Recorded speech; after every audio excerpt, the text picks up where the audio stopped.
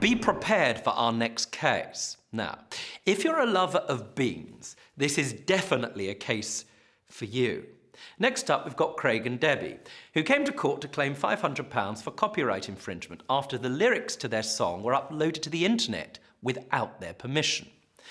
Defendant, Captain Beany, says the song was intended as a joke, and he'd removed the video and didn't make a profit from this, so he said he owed nothing.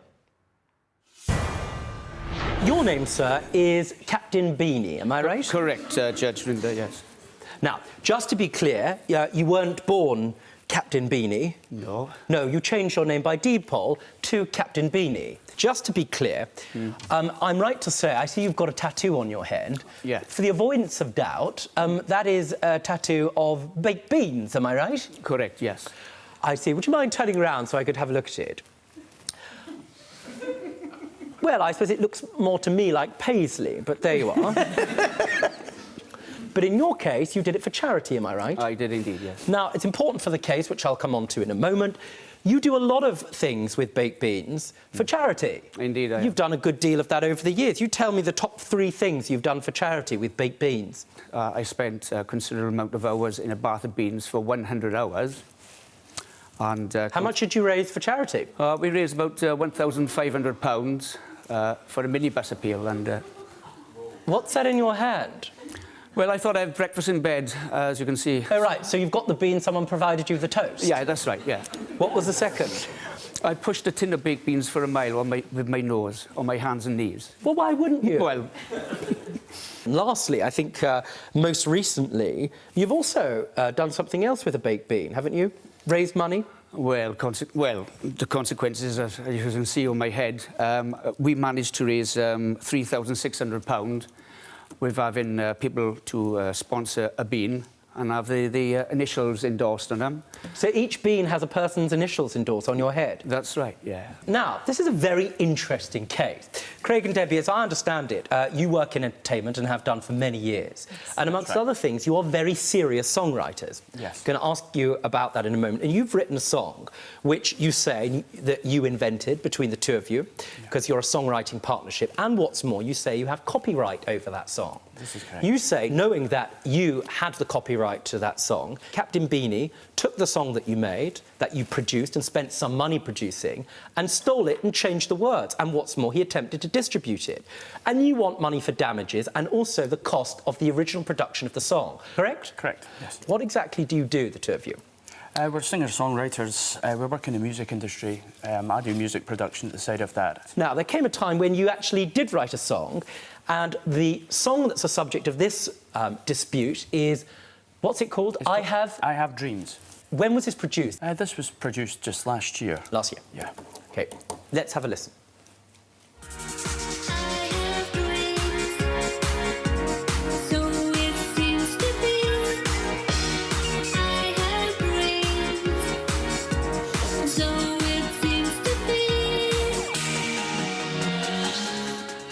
That's it? That's very sort of what somebody might call, I'm reliably informed by my clerk, as Euro pop type thing. Yeah, is yes. that, You could say that, is that about right? Sort of quite Eurovision. Yeah. How much did the studio time and all the cost of it add up to? Because we work in our own studio, we don't work with outside studios, it would have cost a hell of a lot more, but... You say in your claim, which is the only amount I can assess, that it's £500, roughly. Yes, that's what we narrowed it down to, yeah. Coming next. Captain Beany, I want to give you a full opportunity to respond to anything Craig and Debbie have said that you feel hasn't been dealt with in the course of this case. I deleted my YouTube version straight away. It's too late by then. You'd already done it. This is Judge Rinder, and this is his courtroom. He's waiting to hear your case. Has someone broken or damaged your personal property? Maybe someone you know accidentally damaged something in your home but won't replace it. Perhaps someone's borrowed something from you but refuses to return it. Whatever the case, get in touch today. If you're 18 or over and would like to be considered for the show, text the word judge plus your name to 63334. Text costs 25 pence plus one standard network rate message. Or email judge@itv.com. Please note that we're unable to consider claims that have been or are currently in court.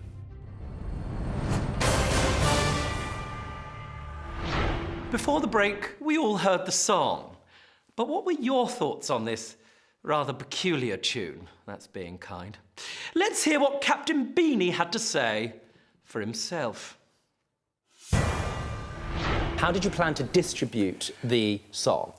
We distribute it through MP3 and WAV formats and basically in software with all the separates, and it gets sent to the record company. Or it might go through other medium like YouTube, and as I understand it was on YouTube, correct? Yes, yes. Now, people don't buy it on YouTube, but nevertheless, you use that as an advertising platform. Yes, we do, yes. Splendid, very helpful. Now, along comes you, Mr. Beany. Yeah.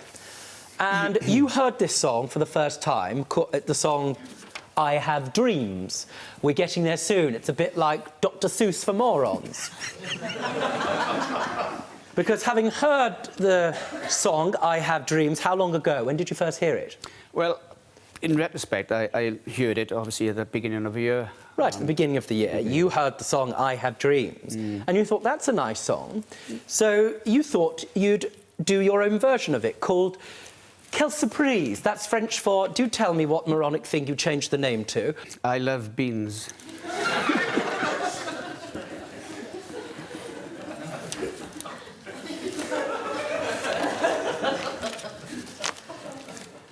I need to get some assessment of whether there are similarities between the song they invented and produced and your version. So firstly, I need to see the lyrics or a recording of it. And as I understand it from your reply, Captain Beany, you don't have a recording, am I right? No, not now, no. Right. So I'm reliant upon you to give me a demonstration of the song. I know I'm going to regret this. Here's your moment, Captain Beany. Thank you. I love beans, they taste as sweet as a pea. I break wind for all of you to see. My beans are free, they all belong to me. Baked beans, they so good for me. Baked beans, they make you fat.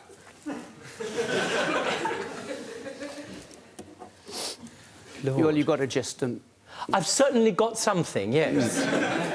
Where did you hear Captain Beany's version first? He said, you want to have a listen to my new song, a rendition? So I said, OK. He stuck it up on YouTube and he messaged it, I think, across Facebook or something. And he stuck it up and we were having a little bit of a drink at the time and we thought it was quite funny. And then as the night grew on, we got a little bit angrier and thought, wait a minute, this isn't right. This is copyright infringement. What made you think when you heard the song that there was a similarity? Because I don't have that evidence, because I understand it, that song has now been removed from YouTube. Was it to the same music? Yes. Yes, it was to the same tune as well, the same way it was sung. It was singing her part, but he was singing, I have beans. They fire back on me. That was the things he was singing. So what was that you did for me, that little rapette, or whatever it was? He was doing his rap. Well, what it is, Oh, hang on, is there a rap in the actual song? He does the rap, and he was doing it similar. I see. Well, that's important. Raps are similar, but raps are different at No, the same time. it's fine. I don't Was rap there a about rap? beans. Was there a rap in the song that Captain Beany was emulating in his example there? Well, he was rapping because I think he's just mocking the raps. What did you do to protect the copyright in respect of this song? Well, straight after it gets written, and not the finished production, but the production as to which it's going to sound, we have to upload it to the Performing Rights Society of Music. Very good, and you've done that. Yes. And in fact, you've even got a document which demonstrates that you do have what I'm going to call ownership of that song. Can I see it, please? Yes, of course. Thanks very much. It's a very sensible thing to do. Yes. Now, even if you didn't have that, thank you very much. Now, I've seen that document. It's there, and it demonstrates clearly that you do have copyright. Yes. Now, I want to be clear. Even if, over here, Mr. Beany, even if you hadn't got that piece of paper, I should be clear, I would have found that you had copyright in any event, because I'm perfectly satisfied it was an original song or work. Yes. Now, at the time you produced this piece of work and put it on YouTube, did you ask Craig and Debbie's permission, or did you check whether they had copyright? I didn't think of that at the time. No. What did you say that he should do? I told him if he could remove it, please. I says because it's criminal activity because you're copywriting. You're doing copyright theft. It's infringement of the song. That's true. You know, and Nobody's going to send Mr. Beany to prison. No. And if you called 999, I suspect they may have more important things. yes, of course it is. But nevertheless, you are right. It is a breach of copyright, and that can be a criminal offence. Yeah. What's the injury, the financial injury to you? It could be quite big. Well, that's the point. Put it that way. The answer to me, in fairness to you, and you framed your case perfectly well, is that it could be quite big. Thank you. Yes. It's speculative. Yes. Thank you. Now, Captain Beany, I want to give you a full opportunity to respond to anything Craig and Debbie have said that you feel hasn't been dealt with in the course of this case. I do totally apologise, most emphatically, for infringing any copyright on a song. Like I said, I cordially deleted my YouTube version straight away. Too late by then. You'd already done it. Craig and Debbie, you produced, I'm perfectly satisfied, an original work. Yeah. You've been able to provide documentation which gives you legal ownership of that song. Now, in order for me to come to a determination that somebody's breached the copyright, I don't just need an admission from the respondent, which I've got in this case. Yes. I need to be satisfied that there's real similarities, which, from what you tell me, but not from which I have heard here today, there probably was, I'm satisfied, a real similarity between the version that you produced and the one that Captain Beany put on YouTube. So to that extent, legally, you win your case. But then I move on to the substance of the case, because I don't come to a view that you've suffered any loss as a result of his breach. In particular, because tomorrow you can go out, put that back on YouTube, and it may do perfectly well. And I'm not satisfied his breach of copyright has caused any damage, any financial damage, to the success of the song. Therefore, the court comes to this determination. I am satisfied his breached your copyright, but I have to dismiss the value of your claim of being £500. So you win in principle, and this court awards you the very princely sum of 1p. That's the award of this court. You win a moral victory. That doesn't mean I have a particularly high or colourful opinion of you. That's the award of this court. 1p. Thank you, Judge.